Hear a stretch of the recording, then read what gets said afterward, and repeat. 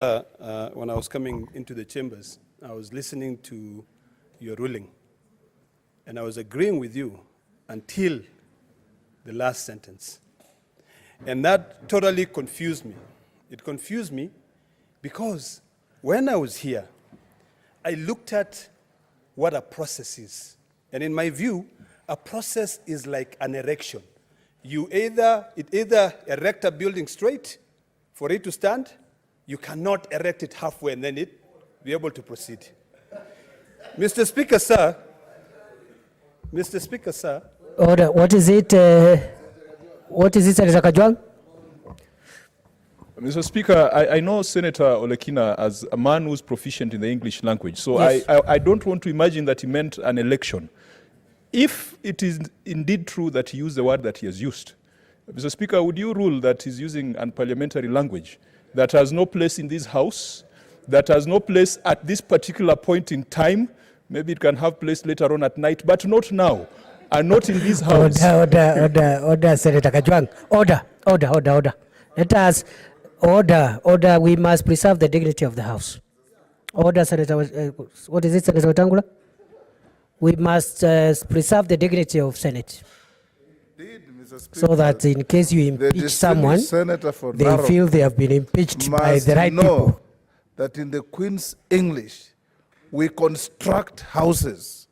We don't do the other thing he has said when we are dealing with houses. Very well, thank you. That's a good way of saying it. And let the matter end there. Senator Olekina, please restrict yourself to the Speaker's ruling. Mr. Speaker, sir. Order, Senator Murkomen. Mr. Speaker, sir. Yes. I have a lot of respect for the distinguished senator from Bungoma. However, I believe that he's one of the well-spoken, distinguished senators in this House who understand, who has mastered the Queen's language. But in this one, I completely disagree with him. If you take the Black English Dictionary, we do erect structures. And if I was to read to him, because we erect structures. Actually, you are right, yes. Senator Olekina. So, Mr. Speaker, because the Speaker has agreed with you, thank you. On behalf of the House, is restrict yourself now to your comments on the Speaker's ruling. Mr. Speaker, sir, Standing Order 75 is very clear.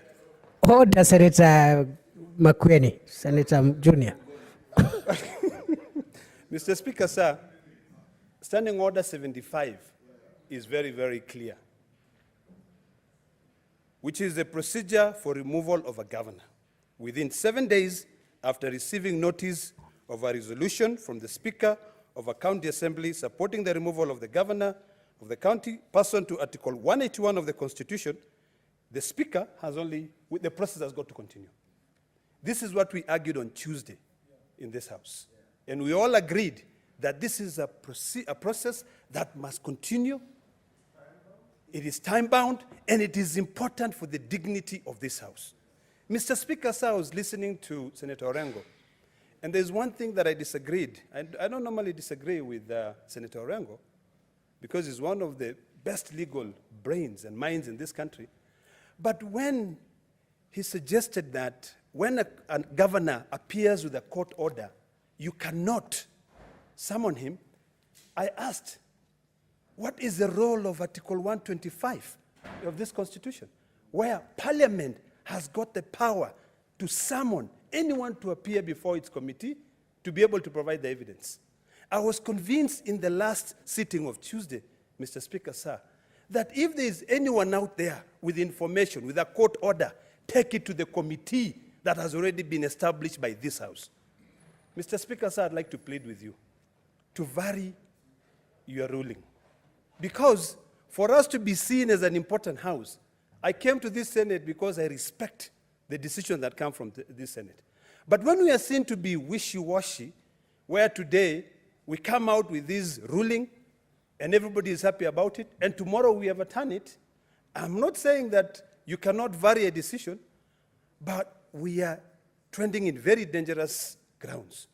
So, Mr. Speaker, sir, I plead with you that we should only be guided by these standing orders, 75, Standing Order 98, 3 and 4 and this Constitution and proceed with the committee that was set up unless this House then wants to be rendered useless.